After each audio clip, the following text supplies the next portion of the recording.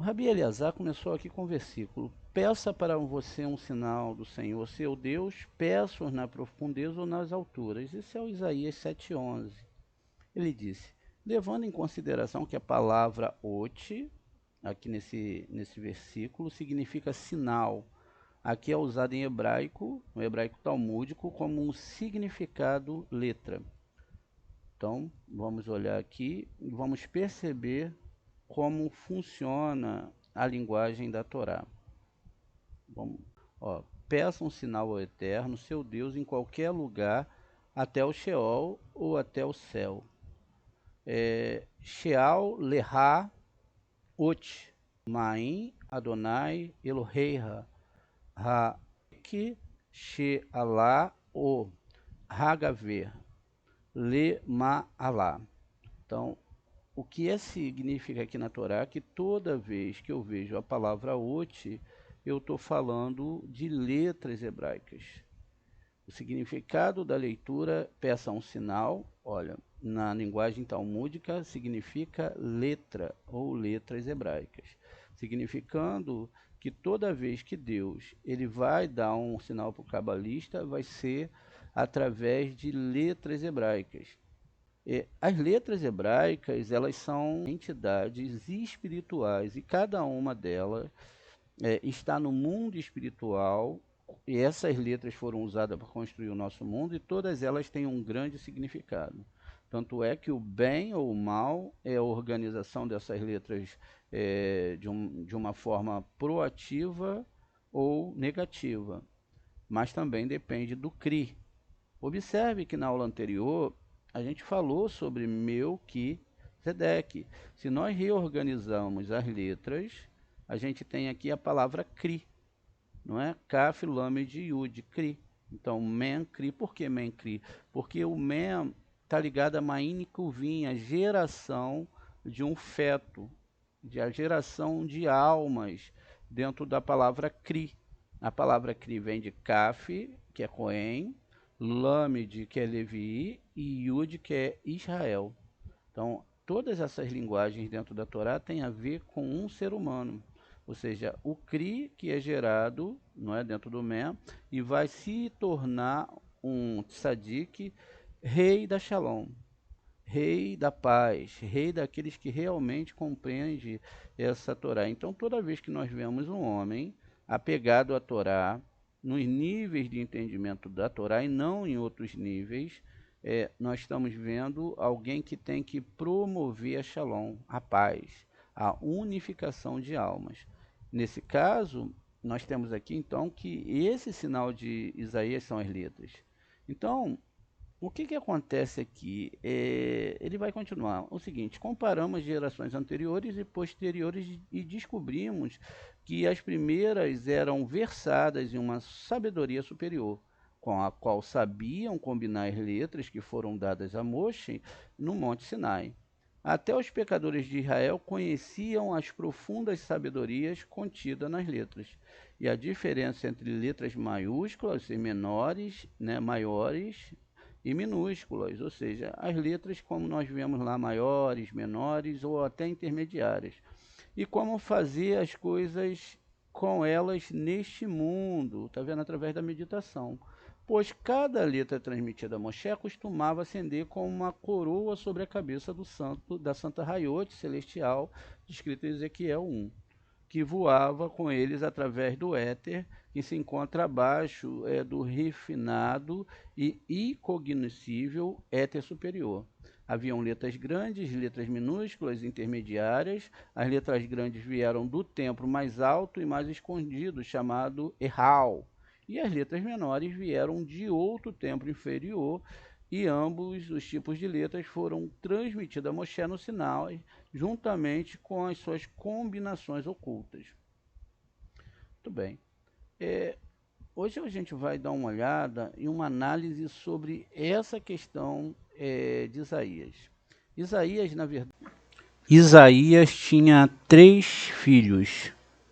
Então ele e os seus filhos, né, peçam um sinal. Vamos ver aqui no que está falando aqui nesse versículo para nós. Peça um sinal, seja lá em cima ou aqui embaixo, né? Ó, peça um sinal, uma letra hebraica, ou seja, uma manifestação da espiritualidade das letras hebraicas. Pode ser no Sheol ou até no céu. Mas Acais respondeu: não pedirei e não testarei a Deus. Ouça, casa de Davi, retrucou Isaías, não é suficiente para você tratar os agentes como indefesos, ou seja, tratar os profetas como indefesos, para que você também trate Deus como desamparado?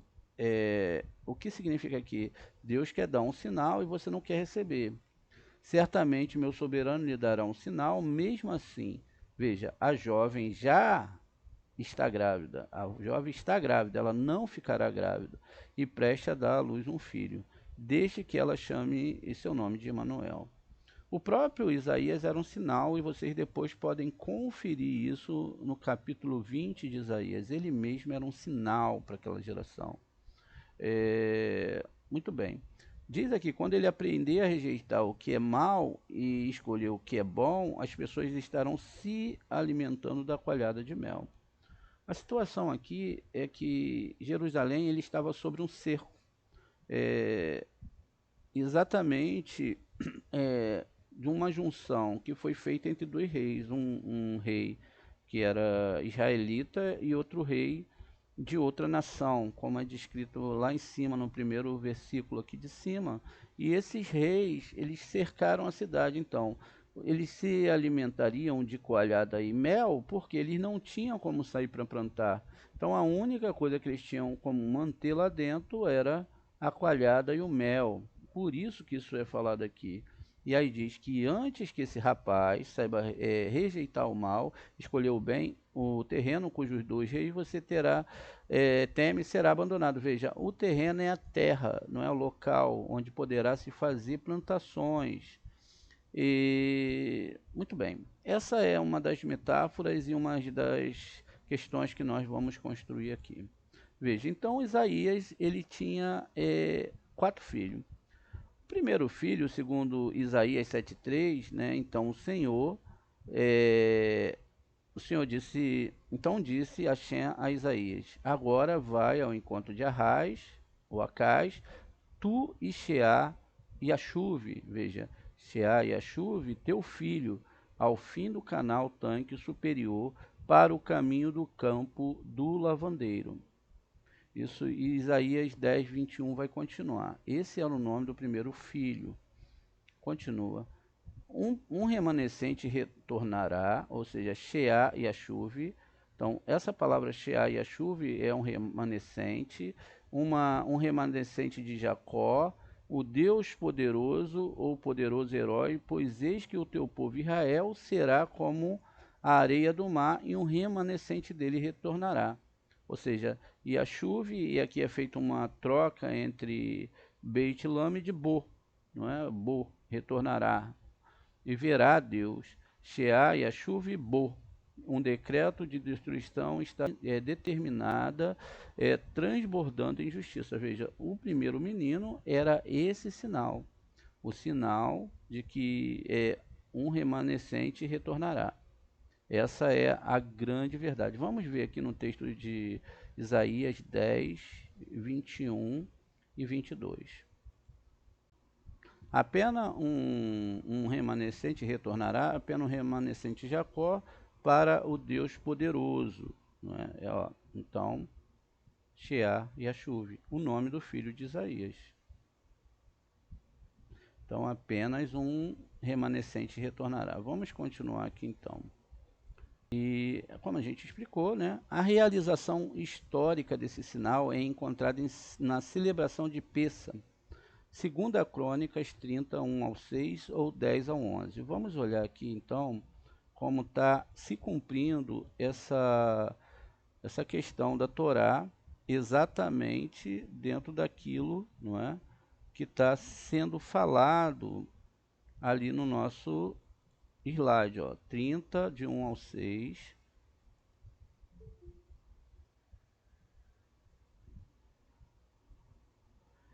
Aqui, ó, vamos ler aqui, ó. Ezequias enviou uma mensagem a todo Israel e a Judá. Ele também escreveu as cartas a Efraim e Manassés para que viessem à casa de Hashem em Jerusalém para celebrar a Páscoa de Hashem, o Deus de Israel. O rei e seus oficiais, a congregação em Jerusalém, concordavam em celebrar a Pêssah no segundo mês, no mês de Nissan, né? Pois naquela época eles não conseguiam mantê-lo, pois não havia sacerdote suficiente que se santificaram, nem povo se reuniu em Jerusalém. O rei de toda a congregação acharam apropriado para emitir um decreto e proclamar a todo Israel, desde Berseba até Dan, que eles viessem celebrar a Pêssah ao Senhor, o Deus de Israel, em Jerusalém. Muitas vezes eles agiam de acordo com o que estavam escrito. Muito bem. Isso é uma tradução, a gente sabe, dá para se ter um pequeno entendimento só para a gente entender. Então veja, aqui ele continua, né? Foi feito ali, a gente leu, veja, então aqui, ó, Shavuel Adonai, os dias de Abraão, Isaque e Israel, para que eles, né, voltem para os remanescentes. E aqui nós temos a palavra Rafraíta e Hanesharit, e a escapar das mãos do rei da Síria, segundo a Crônicas 10 e 11. Os correios foram passando de cidade a cidade pela terra de Efraim e Manassés, até Zebulun, e riam eles e zombavam deles, porém alguns de Asher e Manassés e de Zebulun se humilharam e vieram a Jerusalém. Então estava acontecendo algo que foi cumprido aqui justamente em relação a esse primeiro filho que era falado lá para o rei Acaz, né? Esse primeiro filho de Isaías. Muito bem. Meir, Shalal, Baz, esse é o nome. Isaías 8:3. E eu fui para com a profetisa, e ela concedeu e deu à luz a um filho. E o Senhor me disse: põe o nome de Maher-Shalal Baaz. Esse é o 8:3. Vamos olhar então no livro de Isaías, no 8:3. Tive intimidade com a profetisa, e ela concebeu e deu à luz um filho, e me disse: chame-o de Maher-Shalal Baaz. Como está escrito aqui, ó, o nome em hebraico, aqui daqui para baixo, na verdade. Ó, esse é o nome da criança, que tem que se fazer toda uma descodificação, mas não dá para a gente fazer, senão a gente não consegue terminar. Lá em Isaías 8:1, o Senhor disse a mim: toma para ti um grande rolo e escreva nele com letras legíveis. Ative-se a pilhagem e apressa-te em recolher os despojos. E aí, está aqui, ó, Shalal Rabaz. Então, vamos olhar aqui de novo sobre esse sinal que foi dado através dos 4 filhos de Isaías 8:1. Deus disse: arranje uma folha grande ou um rolo, não é? Vai Omer Adonai Eli Kar Leha Galion Gadol o Ketove Alaive Beharit Anoshi Lema Re Shalal Rabais. Então veja, escreva uma escrita comum, tá vendo? Então essa formulação aqui, ela está ligado dentro de uma codificação já em Isaías 8:1, não é? Então veja, ó, ative a pilhagem e apresente para recolher os despojos. Veja, o mesmo nome da mesma criança, do mesmo filho que ia nascer. E aí a palavra aqui, não é? Meu povo para fazer as viúvas sua pilhagem. Isso é Isaías já no 10 e no 2, no 10:2. Vamos olhar aqui. Isaías 10:2 já vai repetir a mesma palavra para obter a causa dos pobres, para roubar os direitos do necessitado do meu povo, para que as viúvas sejam o seu despojo e os filhos de depósito. Então a gente tem a palavra aqui descrita lá. Vai deixar exatamente a mesma palavra, mostrando aqui a construção do que Isaías estava fazendo, né? Shalalam, e os órfãos e seus despojos, né? E aí aqui a palavra Ivozu. Continua no 10:6. Eu enviarei contra eles uma nação hipócrita e contra o povo que me irou, e lhe darei uma missão para que pilhe. Então veja, Lelá, Shel, Shalal, o mesmo nome, não é? Shalal aqui em cima, ó, que é falado. E despoje, e aqui tem Velabos Bais, ou seja, é, vela voz bais, né, que é o nome que está aqui, e os ponha para serem pisados como a lama das ruas. Todo o nome dos filhos de Isaías, eles eram mudados, e eles tinham a ver com o que estava sendo construído, o que ia acontecer naquela época. Então, parte 1. O reino do norte de Israel foi exilado e conquistado pelos assírios. Isso está em 2 Reis 15, 29. Diz aqui, nos dias de Peca, rei de Israel, Tigrat-Pileser, da Síria, chegou e tomou a Lion, a Abel, Bet-Mahá e a Janoa, e a Quedes, e a Razor, e a Gileade, e a Galiléia, e toda a terra de Naphtali os levou cativo à Síria.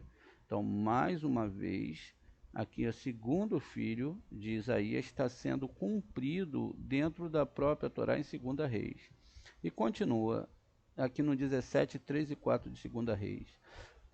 Samaneser, rei da Síria, subiu contra ele, Oséias, filho de Elá, e ele, Oséias, se tornou seu servo e pagava-lhe tributos. E o rei da Síria imaginou que Oséias conspirava contra ele, porque enviava mensageiros ao rei do Egito e não pagava tributos ao rei da Síria, como fazia ano após ano. Então o rei da Síria o prendeu e colocou em cárcere.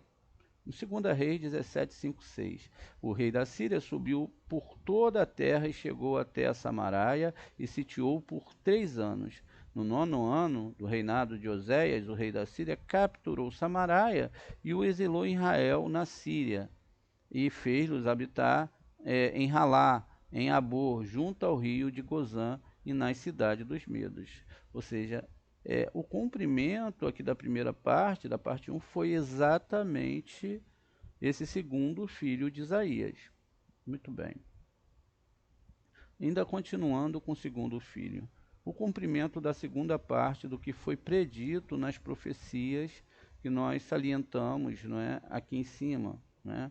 Eu fui falar com a profetisa, ela concebeu e deu à luz a um filho. O Senhor me disse, põe o nome de Maes, Shalai, Raubais, né?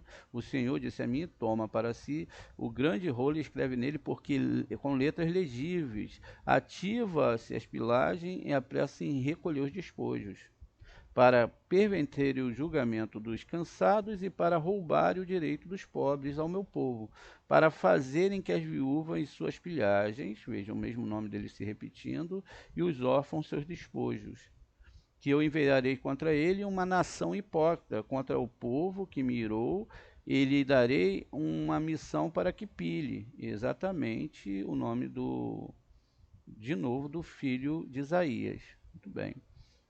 Só repetindo, só para a gente não esquecer e continuar. Muito bem. Então, continua aqui. O cumprimento da segunda parte. Segunda Reis 25, 11. E sucedeu que o 9º ano do reinado de Zedequia, no 10º mês, ao 10 do mês de Nabucodonosor, rei da Babilônia, veio contra Jerusalém, ele e todo o seu exército, e acampou contra ela. E levantaram contra ela trincheiras em redor, e a cidade foi sitiada até o 10º ano do reinado do rei Zedequia. Aos 9 dias do mês, a fome cresceu sobre a cidade e não havia comida para o povo da terra. Então a cidade foi rompida e todos os homens de guerra fugiram à noite pelo caminho da porta, entre os 2 muros que estavam junto ao jardim do rei. E os caldeus cercaram a cidade. E o rei se foi pelo caminho de Arabá, mas o exército dos caldeus perseguiu o rei e o alcançou nas campinas de Jericó. E a sua armada se dispensou. E eles o capturaram o rei e trouxeram até o rei da Babilônia, a Ribla, e o julgaram e o degolaram os filhos de Zedequias diante dos seus olhos, e vazaram os olhos de Zedequias e amarraram com 2 correntes de cobre e levaram à Babilônia. E no 5º mês do 7º dia do mês, que era o ano 10º do nosso reinado, de Nabucodonosor, rei da Babilônia, veio Neburazadã, capitão da guarda, servo do rei, às casas de Jerusalém, e todas as casas dos dignatários queimou com fogo, e todo o exército dos caldeus que estavam com o capitão da guarda. Derrubou os muros ao redor de Jerusalém, e o restante do povo que deixaram ficar na cidade, os que se renderam do rei da Babilônia e os remanescentes da multidão. Nebuzaradã e os capitães da guarda levou cativo. Então, vamos continuar. Já vimos que os 2 cumprimentos das profecias dos filhos de Isaías já se cumpriram ali, o primeiro e o segundo, o terceiro filho. Em Isaías 7,14, né, vai falar de Immanuel, Deus está conosco. Isaías 7,14. Portanto, o Senhor mesmo vos dará um sinal. Ou seja, aquela palavra ot. Eis que a moça está grávida e gerando já um filho, e ela o chamará de Emanuel. Isaías 8,8 diz o seguinte: entrará em Judá, inundando, e irá passar por ela, e chegará até o pescoço, e a extensão das suas asas encherá a largura da tua terra. Immanuel. Tá vendo? Muito bem. Vamos dar uma olhada aqui, não é? Nessa palavra, no versículo 8,8 aqui do Taná. Isaías 8,8.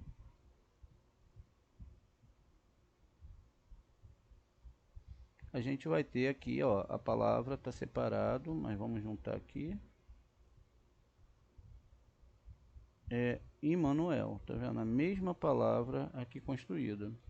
Então, isso significa que aqui o nome Immanuel, não é usado no sentido, ó, cujas asas são abertas, tão amplas quanto a terra é ampla. Veja, vamos continuar a construção aqui dos filhos de Isaías. E ela chama Immanuel, se chamará. E entrará em Judá, inundando, irá passando por ele, e chegará até o pescoço a extensão das casas, encherá a largura de tua terra. Immanuel, não é? Tomai conselho e será confundido, dizei uma palavra e ele não acontecerá, pois Deus está conosco. Immanuel. Veja, nos 3 sentidos, né, a palavra Immanuel é usada, Deus está conosco, né, para salientar algumas coisas totalmente diferentes do contexto que quer se usar com essa palavra Immanuel. Por isso que esse filho Emanuel, tá vendo, era também para aquela época.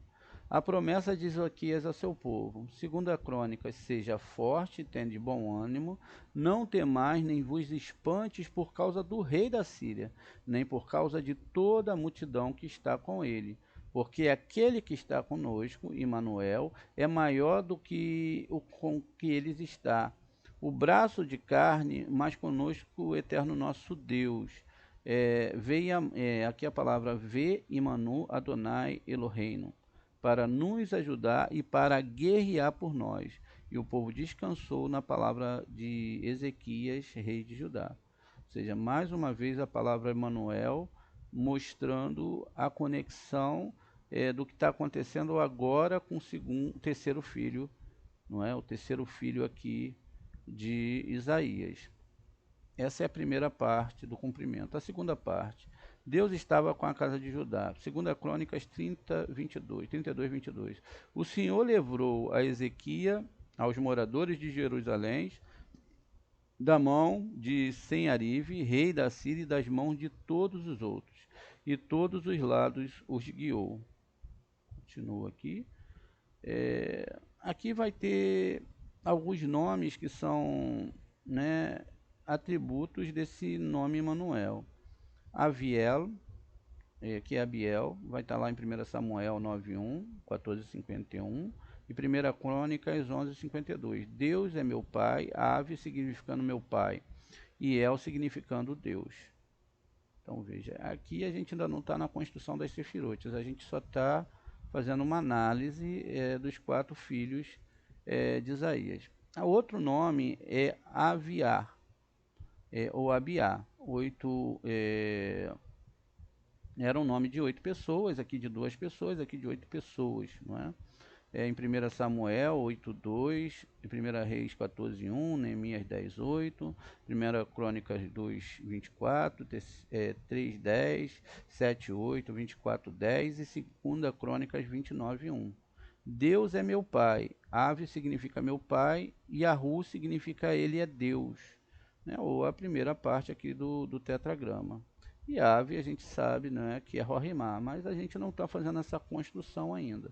Avihu, né, que é a mesma coisa daqui de cima, só que tem um Vav no final, em 2 Crônicas 13:20. A palavra Arriá, ou seja, irmão de Iá. Né? A gente tem 8 pessoas que tem aqui com esse nome, né? Que tem essa ligação com essas raízes de Emanuel. 1 Samuel 14:3, 1 Reis 4:3, 11:29, 15:27, Neemias 10:27, 1 Crônica 2:25, 8:27 e 11:36. Deus é meu irmão, né? Significando meu irmão Yahu, significa que ele é Deus. E também aqui, ó, Eriahu, né? Também uma vez em 1 Reis 4:14, que tem o mesmo significado da palavra acima. Etiel. Etiel, ele tem 13 vezes e tem 2 pessoas. Uma está citada em Provérbios 1, outra em Neemias 11:7. E Deus está comigo, significando comigo significa Deus. E Emanuel. Emanuel tem uma pessoa em Isaías 7:14. Na frase de Isaías, Deus está conosco. Né? Então, e vão aparecer 2 vezes aqui dentro do Taná. Muito bem, continuando a construção aqui. Por que os cristãos acham que somente Emanuel, não é, ele tem o significado messiânico? Por que os cristãos consideram o nome Emanuel especial em relação a todos esses nomes? El e Yudiá, né, Yud-Re, Iá, encontrados na Bíblia hebraica. Por que o Emanuel é maior do que todos? Se todos eles tiveram uma referência e acontecimentos muito profundos. Aqui a principal razão é que Emanuel é apontado pelos cristãos como significando messiânico. E que, ao contrário dos outros nomes bíblicos, que incluem um dos títulos de Deus, Emanuel faz parte de uma passagem mal traduzida, chamando o texto prova que são referenciados ao Novo Testamento. Conclusão, o próprio profeta Isaías disse lá em 8:18, ele e seus filhos eram sinais dados a Israel, de modo que ouviram seus nomes ou vieram pessoas com esses nomes. Isso traria à mente o seu significado e chamaria atenção à sua mensagem profética, a realização simultânea dessas mensagens proféticas, conforme registrados na Bíblia hebraica. Atestam o fato de que eles não são profetas messiânicos. Muito bem.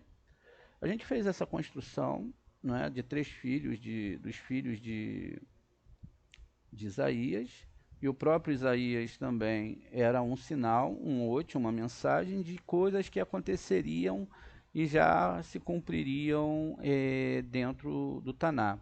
Ou seja, tudo já está sendo referenciado, como nós colocamos nessa aula, através dos textos e dos seus apontamentos, onde os próprios nomes estavam envolvidos nas construções dos versículos. E esses versículos, eles então mostravam que Israel passaria ali por algumas situações. A gente está conversando aqui num nível peixa, não é? No nível de entendimento, de conclusão e entendimento do que foi falado por Isaías e daquilo que se cumpriu. Uma profecia, ela não pode ser cumprida e não pode ter duas vezes. E o termo Emanuel somente não serve para apontar nada, justamente porque a gente viu que o próprio nome que é dado lá no Novo Testamento não é nem Emanuel, fugindo à regra total do que foi falado pelos profetas. Veja, imagine se a gente sai trocando todos os nomes. Não é? O que acontece? A gente tem, né, e seu nome será chamado Emanuel. Só que quando a gente vê isso lá, o próprio texto do Novo Testamento já muda. Mateus 1, 23, conforme está aqui, ó. Já muda a história. Eis que a Virgem conceberá e dará à luz, seu filho será chamado Emanuel, não é? E logo depois, então veja, então aqui, ó, peça um sinal ao eterno, seu Deus, em qualquer lugar, até o Sheol, até o céu. Então veja. E aí o Acais não quis receber. Não testarei a Hashem, né? Não testarei a Yud Revavirê. Ouça a casa de Davi, retrucou Isaías, não é suficiente para você tratar os agentes, ou seja, os profetas, como indefesos, para que você também trate meu Deus como desamparado? E ele continua, certamente meu Senhor lhe dará um sinal. Mesmo assim, vejo, a jovem está grávida, já estava grávida, preste a dar um filho, deixe que ela chame Emanuel. Então, quando ele aprender a rejeitar o mal, o que é mal, e escolher o que é bom, as pessoas estarão se alimentando de coalhada e mel. Porque a cidade estava cercada. Veja, a construção que nós temos aqui, eu estou repetindo isso, a gente já falou isso no início da aula, justamente para mostrar que isso não tem nada a ver com isso aqui. Por quê? A gente tem um monte de imprecações aqui. A primeira implicação é exatamente porque o nome Jesus, como é falado, não existe. Isso não existe, era Iesus, não é? Iesus era um nome muito complexo. Vou te explicar por quê. Porque era assim, Iesus, não é? Tá vendo? Iesus era muito complicado justamente por causa de algumas questões muito sérias dentro da Torá. Muito bem. Por que que era? Porque aqui envolve dois sistemas linguísticos, o grego e o hebraico. Então, a parte E é Deus. Então, a gente tem aqui que essa parte E, ela é Deus e que realmente é o Deus dos romanos. Né? É como eles chamam seu Deus. Então, IE é igual a Deus.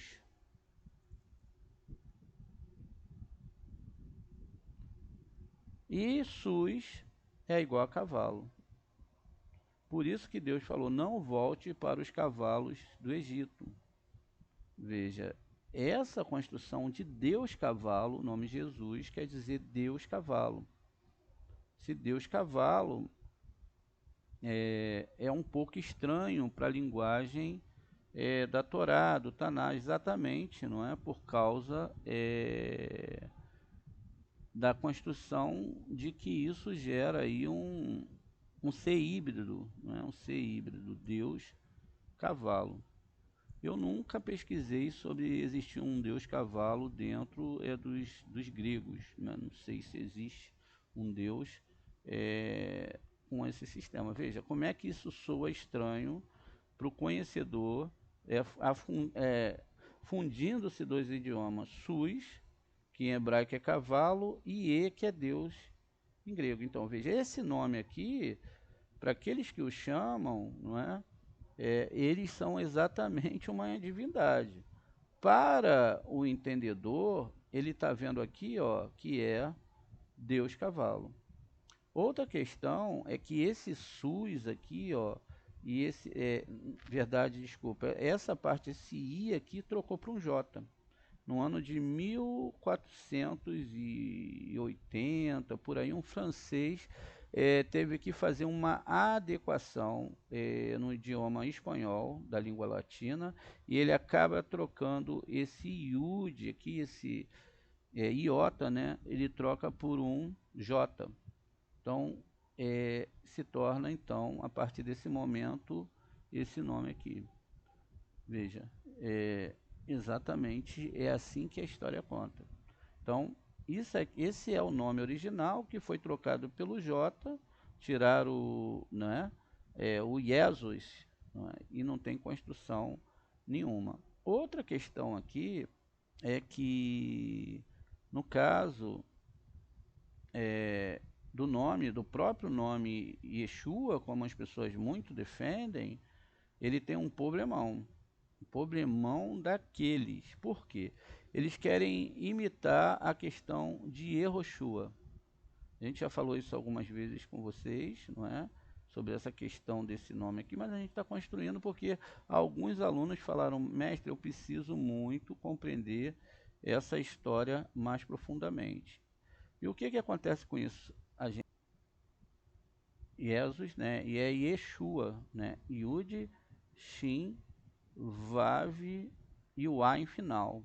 Então esse é o nome Yeshua. Você pode procurar aí pela internet que você vai achar esse nome que todo mundo adora. Eles adoram esse ser humano como se esse ser humano fosse o próprio Eterno, veja. E não é, não é. Eu vou mostrar para vocês por que não é. É uma comparação muito rápida, não é? Agora, é um lado negativo que você não deve enfrentar, deve pedir licença e sair, e deve sair bem rápido desse sistema, veja. Então, ó, Yeshua, na verdade, se a gente reorganiza as letras, ele vai ficar como Esav, né? Então, veja, se você pega essas três letras aqui do nome, olha, e reorganiza, você vai ficar exatamente com... Deixa eu escrever o nome aqui para ficar mais fácil. E a Torá fala disso amplamente. Ó, vai ficar Ain, o Shin e o Vav. Esav. Tá vendo? O nome Esav está aqui na construção dessas três letras quando elas são reorganizadas. E o Yud? E o Yud é a árvore da morte. Porque é a árvore do bem e do mal. É a árvore que é construída para idolatria. Tá nesse nome aqui, ó. O Yud são 10 sefirotes da árvore do bem e do mal, enquanto aqui a outra parte é Esav. Esav, ele queria matar Jacó. Esav, ele tinha como mestre o Samael, o anjo negativo, que é o anjo que tem o trabalho de fazer toda a idolatria. Tá vendo? Esse é o nome. O nome Yehoshua, ele está faltando aqui, ó, um re, porque o re significa os 5 livros da Torá. Então, sem esse re, você não tem a primeira parte do tetragrama aqui. Você tem um Yud. Lembra daquele nome Shaddai? O nome Shaddai é o último nome do Eterno e ele está no nível da Lua, ou Yesod. O nome Shaddai, ele diz o seguinte, olha, se você tirou um Yud, tá vendo? Ó? O Yud, que nós temos que tirar ali do nome, ó, o nome é Shade, árvore de demônios. Não importa o tipo de sentimento, não importa a emoção, é uma árvore de demônios. Porque se tirou o Yud do nome do Eterno, tá vendo? E aí nós temos uma árvore de demônios. Uma árvore que mistura toda essa Torá, não consegue mostrar, porque por mais que você tente, por mais que você lute, sempre vai ter, mas é isso e aquilo. E qual é o resultado disso tudo? O que está escrito na própria Torá. Está escrito já na Torá. Não pense que não está escrito, porque já está escrito. Veja, é, a bênção de Esaú ou de Esaú.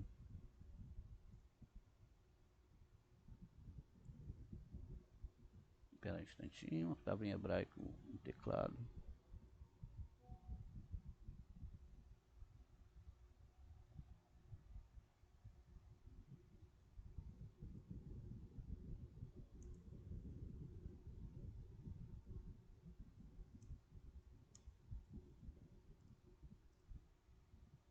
Gênesis 25, 31.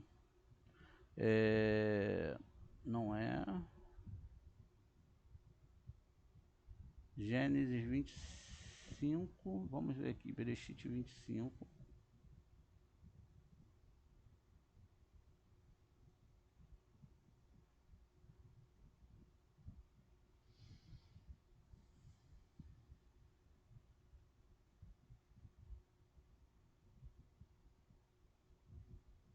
É mais abaixo.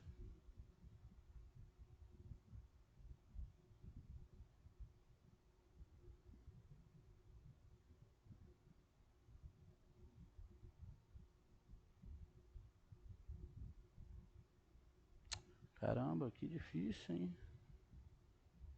Gênesis 27. É uma boa.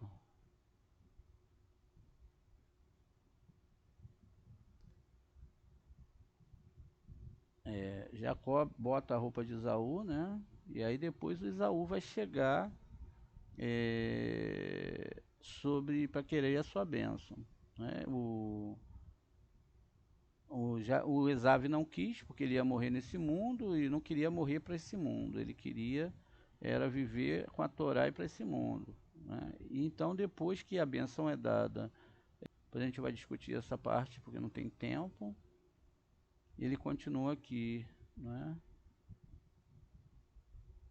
Aí agora, também aqui, ó, Esave, ele também preparou um prato e levou para o seu pai. Ele disse: Pai, deixa-me, meu pai, sentar e comer a caça do seu filho, para que me deis a tua mais íntima bênção. Veja, ele era um caçador.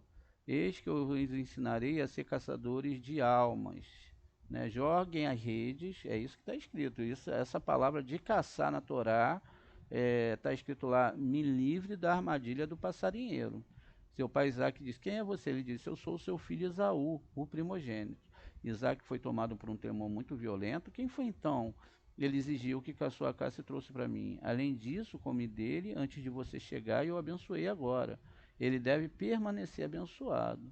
Quando o Esaú ouviu essas palavras do seu pai, ele começou a soluçar selvagem e amargamente disse a seu pai: Abençoa-me também, pai. Ele respondeu: Seu irmão veio com astúcia e tirou a bênção. Esaú disse: Foi então chamado. Esaú disse: Ele foi chamado de Jacó para que pudesse me suplantar. Essas duas vezes, primeiro ele me tirou o meu direito de primogenitura e agora tirou a minha bênção. E acrescentou: Você não reservou uma bênção para mim? Isaac respondeu, disse: Mas eu. Isaac respondeu dizendo a Esaú: Mas eu o constituí senhor sobre você, dei a todos seus irmãos por servo e o sustentei com trigo e vinho. O que então ainda posso fazer por você, meu filho? Esaú disse ao seu pai: Você tem apenas uma bênção, pai? Abençoe-me também, pai. E Esaú chorou alto. Isaac, seu pai, respondeu dizendo: Veja, sua morada desfrutará da gordura da terra, do orvalho do céu acima. Contudo, pela tua espada viverás. Você servirá o seu irmão. Isso aqui tem uma grande implicação aqui. Mas quando você ficar inquieto, você quebrará o jugo do seu pescoço. E Esaú guardava rancor. Veja, ele sobreviverá pela espada. Se você fazer uma análise na história do que o Esave, ou seja, os próprios seres humanos que não entenderam essa Torá, que entenderam ela de uma parte mais sem entendimento a nível dos céus, eles vão ver que essa questão que está escrita aqui é em relação ao estudo da Torá, e que esse sistema chamado Esav, diga-se de passagem, todo o sistema de recepção, de matar seres humanos, de sobreviver de espada, de argumentar que eles podem fazer a própria justiça com as mãos, é um mau entendimento dessa Torá. Então, essa é a verdade aqui. Né? A gente tem muito mais que estava grávida e que os meninos brigavam no seu ventre. Não é? Quando passava na frente da casa de idolatria, o Esav queria ir para a casa de idolatria, e o Jacó não deixava. E quando chegava no Beit Midrash, para entender essa Torá profundamente, o Jacó lutava com o Esav, mas o Esav não queria deixar. Essa é a construção dessa Torá.